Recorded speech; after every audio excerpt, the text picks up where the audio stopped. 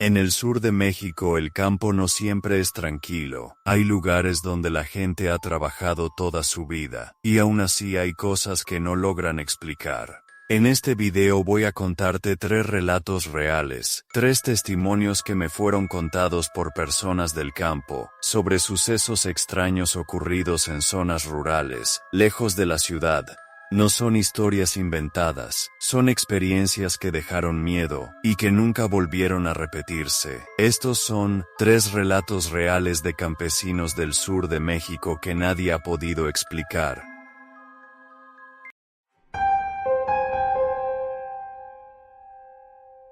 Hay cosas que no se explican, aunque hayas vivido toda tu vida en el mismo lugar, aunque conozcas cada árbol, cada vereda, cada ruido del monte, porque a veces el campo también se cierra. Esta historia ocurrió en una zona rural del sur de México, en el estado de Veracruz para ser exactos.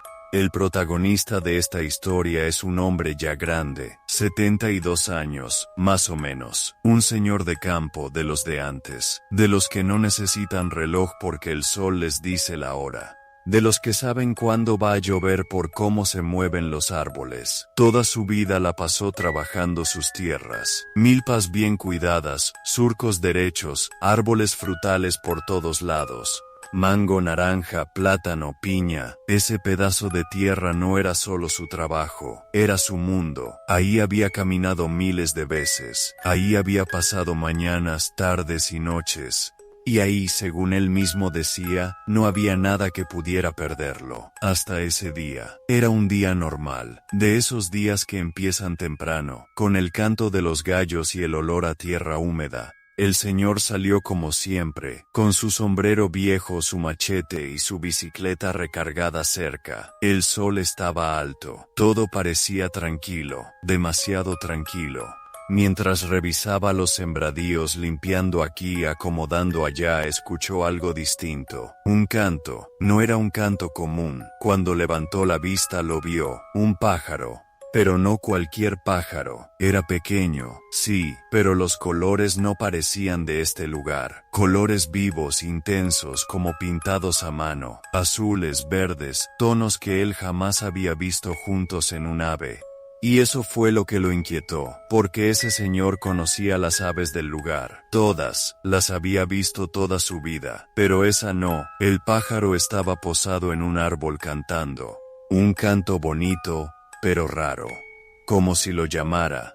Caminaron así varios minutos, árbol tras árbol, sombra tras sombra, hasta que algo no le gustó.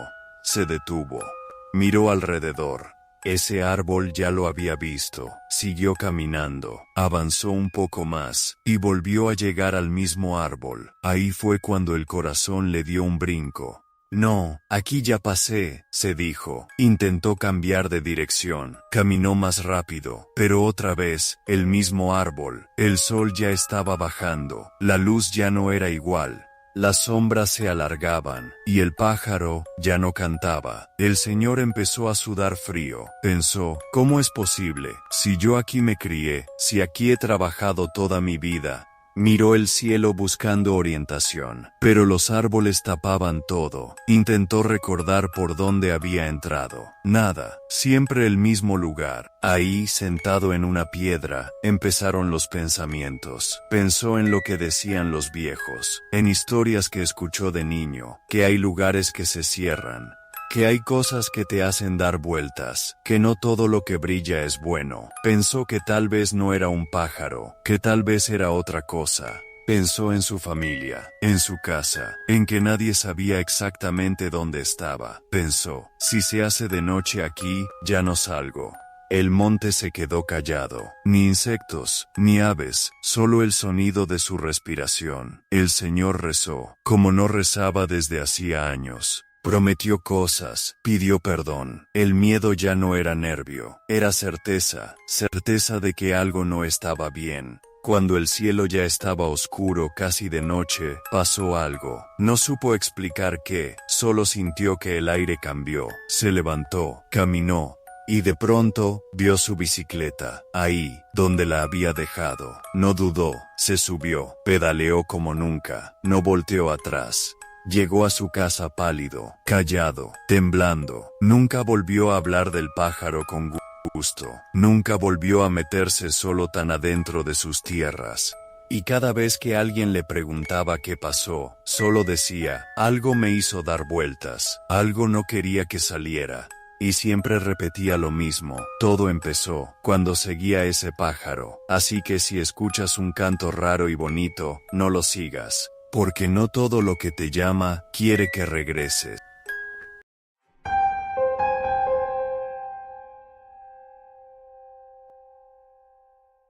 Hay un miedo muy particular, no es el miedo a ver algo extraño, es el miedo a sentir que te están viendo y no saber desde dónde. Esto pasó en una zona rural del estado de Chiapas, un lugar donde el campo no es abierto, sino cerrado, árboles grandes por todos lados, mangos, plátanos, guanábanas. Árbol tras árbol, no se ve el horizonte, solo troncos, hojas, y arriba, a ratos, el sol.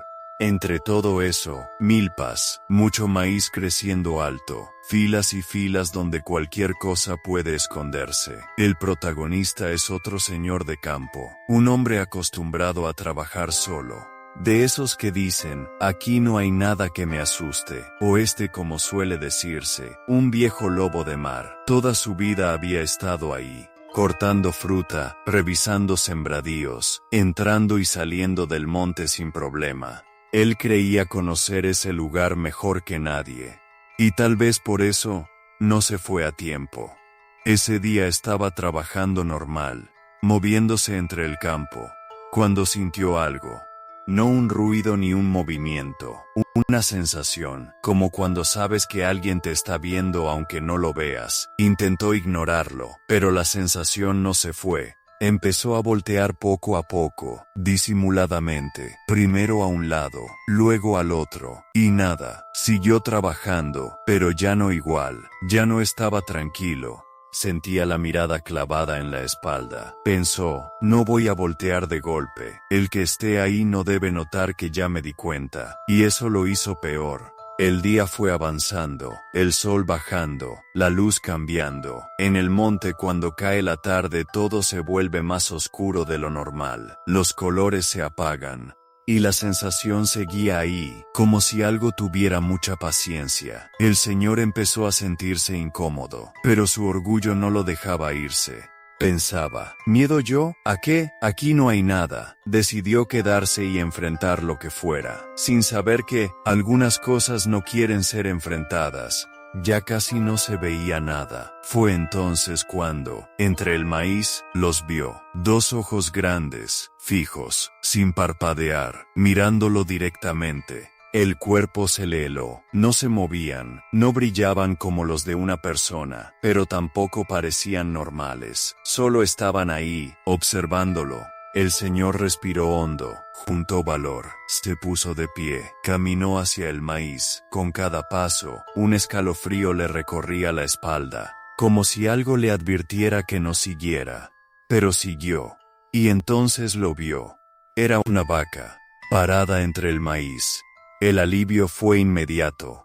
Se rió, suspiró, se dio la vuelta. Empezó a regresar. 3 pasos, 4. Entonces escuchó ps, ps, ps, un sonido bajo, muy cerca.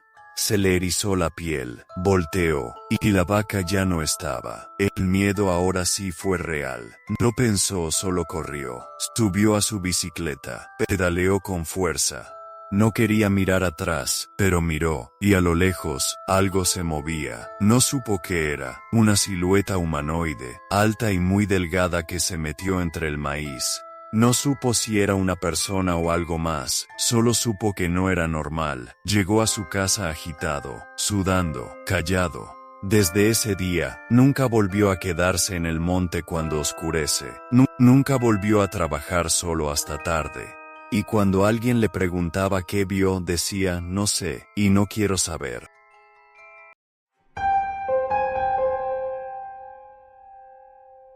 En el sur de México dicen que si algo te habla en el monte de noche no siempre es una persona.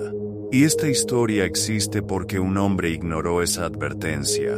Esto pasó en una zona rural. lejos de la ciudad en el estado de Oaxaca. Una zona donde el monte empieza detrás de las casas. Árboles, milpas, caminos de tierra. De día todo parece normal.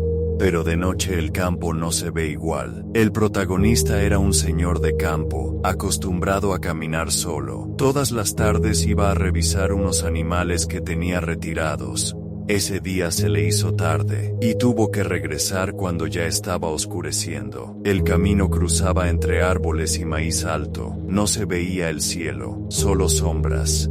El silencio era extraño, como si el monte estuviera atento. Mientras caminaba escuchó pasos detrás de él. Se detuvo. Los pasos se detuvieron.